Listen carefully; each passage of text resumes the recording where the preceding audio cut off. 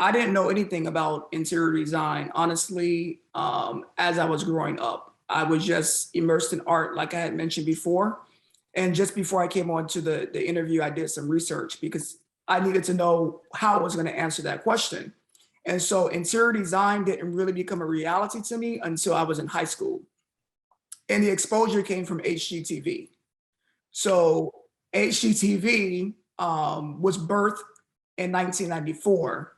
And so I started high school in 1994. And by the time I graduated, I knew that interior design was something that I wanted to do.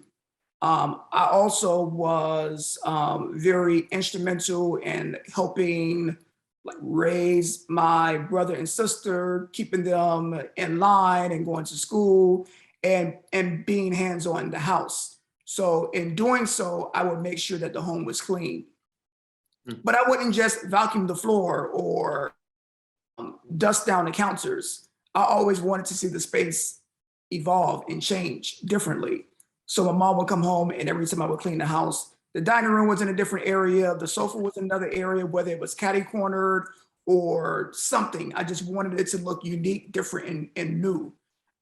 So interestingly enough, as I had said before, I also was immersed in music. So when I initially went to college, I studied gospel music.